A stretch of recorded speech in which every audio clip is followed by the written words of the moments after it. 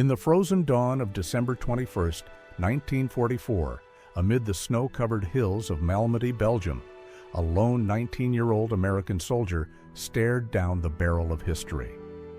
As the thunderous roar of German panzers shattered the silence, Private First Class Francis S. Currey gripped his weapon, knowing surrender meant death. The Waffen-SS, fresh from the horrors of the Malmedy massacre, advanced with ruthless intent. In that moment, one young man would transform from an ordinary rifleman into an unbreakable force, single-handedly halting a fearsome armored assault and saving his comrades from annihilation. This is the extraordinary tale of valor that turned the tide in one of World War II's most desperate battles.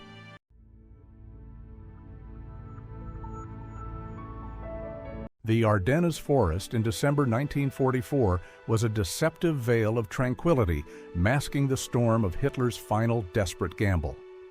Known as the Battle of the Bulge, this massive counteroffensive aimed to split the Allied lines, capture the port of Antwerp, and force a negotiated peace. Over 200,000 German troops, including elite Waffen-SS units, surged through the weakly defended American positions, exploiting fog, snow, and surprise to create chaos. The 30th Infantry Division, nicknamed Old Hickory, found itself on the front lines of this onslaught, defending vital crossroads and bridges against overwhelming odds.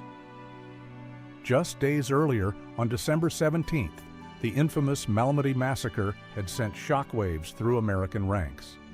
Kampfgruppe Peiper, led by the notorious SS Colonel Joachim Peiper of the 1st SS Panzer Division, encountered Battery B of the 285th Field Artillery Observation Battalion at a crossroads near Bognes. Outgunned, the Americans surrendered, only to be herded into a field and machine-gunned in cold blood.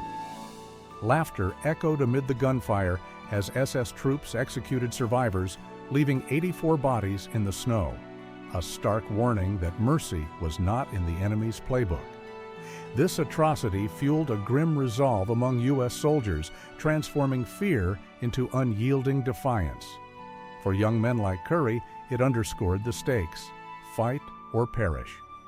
The massacre not only hardened hearts, but also prompted Allied commands to issue orders against taking SS prisoners, intensifying the brutality of the winter campaign.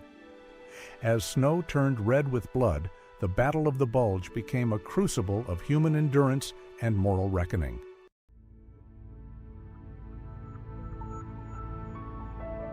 Born on June 29, 1925, in the rural hamlet of Loch Sheldrake, New York, Francis Sherman Currey's childhood was steeped in hardship and self-reliance.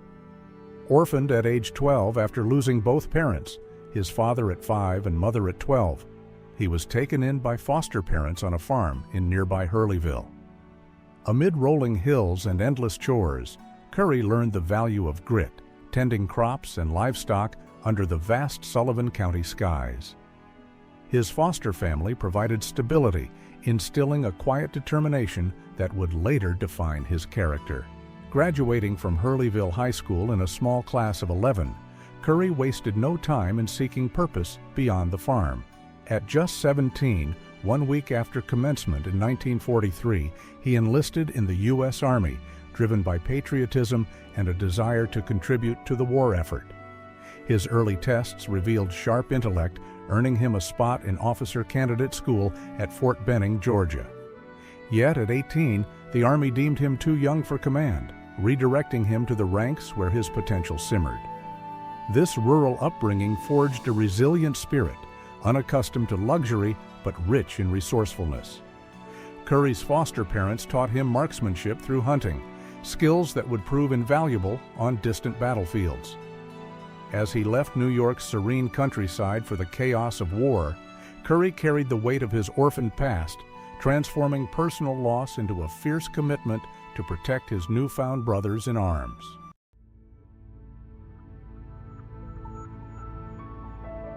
Upon enlistment, Currey entered the Army Specialized Training Program, designed to cultivate engineers and linguists from promising recruits. Stationed at various bases, he honed technical skills amid rigorous drills, mastering infantry weapons like the M1 Garand, Browning automatic rifle, and bazooka. However, by early 1944, the escalating demands of the European theater gutted the program, thrusting Currey into frontline infantry training. He adapted swiftly, his farm-honed endurance shining in grueling marches and simulated combat. Landing on Omaha Beach in July 1944, weeks after D-Day, Currey joined the 30th Infantry Division as a replacement in Company K, 120th Infantry Regiment. His baptism by fire came in October near Herzogenrath, Germany, where he fought without winter gear, enduring frostbite in the Siegfried Line's brutal defenses. Pushing through France, Belgium, and the Netherlands, he participated in the liberation of towns and the grueling hedgerow battles, earning battle-tested wisdom far beyond his years. These early engagements molded Currey into a capable leader, rising to sergeant and 3rd Platoon leader by December. The division's motto, "Workhorse of the Western Front," reflected their relentless advance, but the Ardennes' quiet sector offered brief respite. Little did Currey know, this pause would erupt into his defining moment, where training met destiny in the snow-swept fields of Belgium.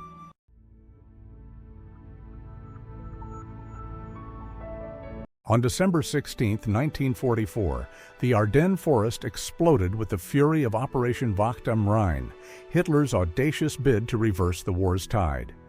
Over 400,000 German soldiers, backed by 1,400 tanks and assault guns, smashed into an 80-mile American front, held by weary divisions. The surprise attack, shrouded in dense fog and bitter cold, caught Allied intelligence off guard, leading to initial routs and encirclements. Bastogne became a besieged stronghold, while panicked retreats created bulge in the lines. The 30th Infantry Division, positioned near Malmedy, bore the brunt of Kampfgruppe Peiper's spearhead. This elite SS unit, notorious for speed and ferocity, aimed to seize bridges and fuel depots to fuel their dash westward. American units, undermanned and undersupplied, scrambled to form defensive perimeters amid sub-zero temperatures and deep snowdrifts. Morale plummeted as reports of massacres spread, but resolve stiffened with the knowledge that holding key terrain could blunt the offensive. As artillery barrages heralded the assault on December 21st, Currey's platoon guarded a vital bridge anchoring the battalion's right flank. The clank of panzer treads pierced the frozen air, signaling the approach of Peiper's armored column. In this maelstrom, the stage was set for an improbable stand, where one soldier's ingenuity would challenge the might of the Third Reich's finest.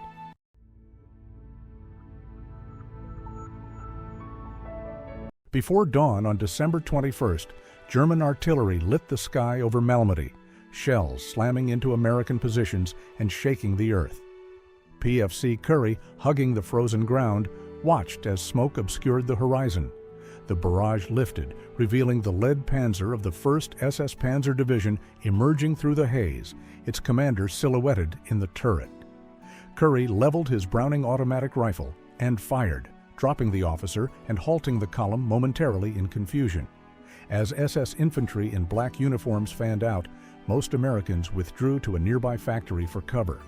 Currey, realizing he stood alone, sprinted through a hail of bullets to a building stocked with weapons.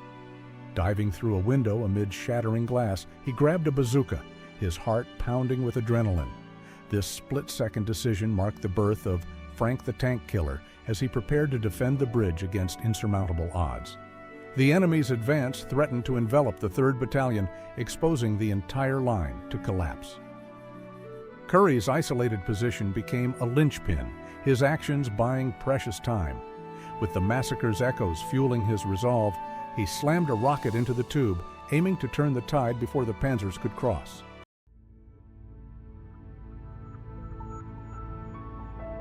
Swinging the bazooka toward the lead tank, Currey fired, the warhead striking the turret seam and jamming it shut, trapping the crew inside a metal tomb. The column ground to a halt, SS troops scrambling for cover as Currey fell back, firing his bar from the hip to mow down advancing infantry. Spotting another bazooka without rockets, he burst out, dashing across the street under murderous fire to a disabled vehicle, yanking out ammunition. Rounds snapped past as he charged back, diving into safety to reload. Targeting the 2nd Panzer attempting to push aside the disabled lead, Currey's shot cracked into its hull, igniting flames and forcing abandonment. His relentless shifts in position confused the enemy, making one man appear as a larger force. The air filled with the acrid smell of cordite and burning steel as Currey's precision strikes dismantled the armored threat piece by piece. These early successes stemmed the immediate advance, preventing a breakthrough that could have doomed the battalion. Currey's knowledge of weapons, honed in training, proved lethal, turning scavenged arms into instruments of defiance against the vaunted SS panzers.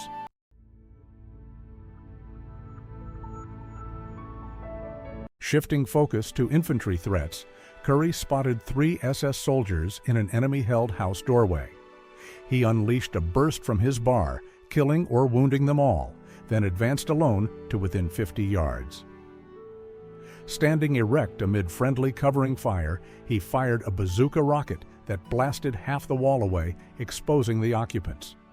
Undeterred by return fire, he crossed the street again, grabbing anti-tank grenades to hurl at the remaining tanks.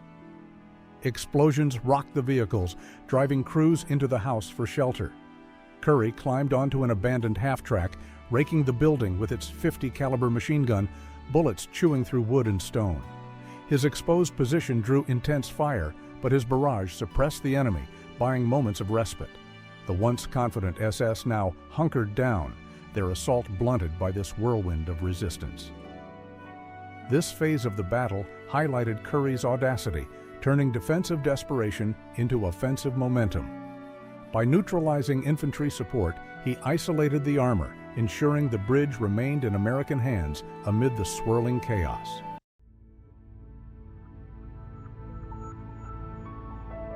From his forward vantage, Currey observed 5 Americans, 2 wounded, pinned down by fire from the house, and 3 tanks. Realizing their escape hinged on silencing the guns, he dashed to a vehicle for more anti-tank grenades, launching them under heavy barrage to force tank crews out. Climbing the half-track again, he poured machine gun fire into the position, then manned a second gun whose crew lay dead nearby. Under this withering cover, the trapped soldiers retreated to safety, dragging their wounded. Currey's selfless exposure to enemy sights embodied the infantry ethos of leaving no man behind. The rescue not only saved lives, but boosted morale, proving one individual's bravery could alter fates in the fog of war. This act of heroism exemplified the human element amid mechanical destruction, where Currey's quick thinking preserved his comrades against overwhelming firepower. It underscored the Battle of the Bulge's personal stories of sacrifice, far from strategic maps.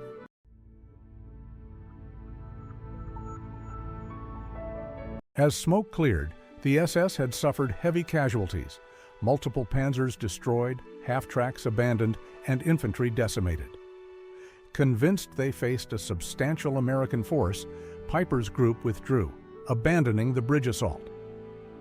Currey's 2-hour rampage, shifting weapons and positions, had bluffed an elite division into retreat, securing the flank and preventing encirclement. In the aftermath, the 3rd Battalion held firm, contributing to the Bulge's containment. General Dwight D. Eisenhower later credited such actions with shortening the war by weeks, highlighting Currey's impact on the broader campaign. The frozen field, littered with wreckage, bore testament to one man's indomitable will. This pivotal moment shifted momentum, allowing Allied reinforcements to counter the offensive. Currey's stand became a beacon of resistance, inspiring those around him to endure the winter's harsh trials.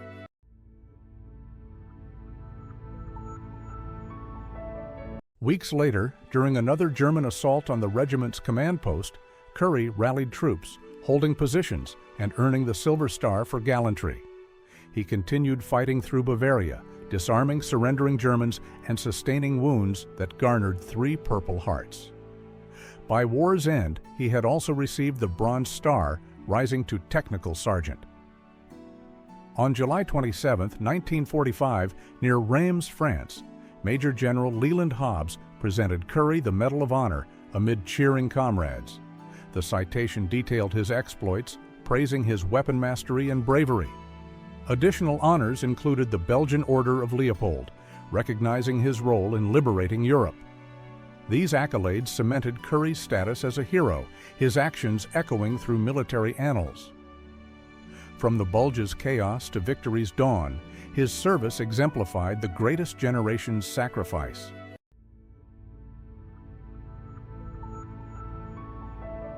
Returning home in August 1945 aboard the RMS Queen Mary, Currey transitioned to civilian life, working as a counselor at the Albany Veterans Affairs Medical Center from 1950 to 1980, rising to supervisor.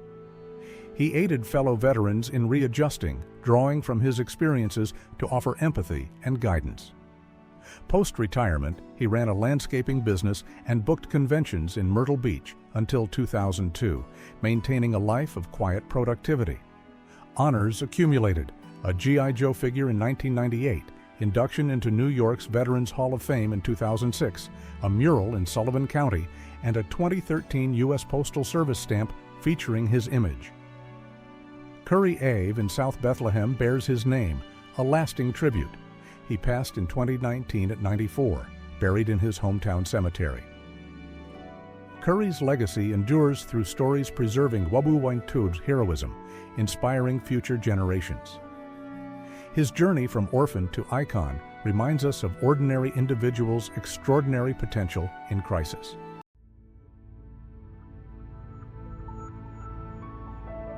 Francis S. Currey's stand in Malmedy encapsulates the essence of courage. A young orphan, armed with grit and ingenuity, who defied an armored juggernaut to protect his comrades and alter history's course. From the red snow of the Ardennes to the quiet fields of New York, his life wove a tapestry of service, valor, and humility, shortening the war and saving lives. In an era of forgotten heroes, Currey's tale urges us to remember: true strength lies not in machines of war, but in the unyielding human spirit. Let his legacy inspire us to hold the bridges in our own battles, standing firm against tyranny's advance. As the echoes of gunfire fade, the impact of one man's defiance endures eternally.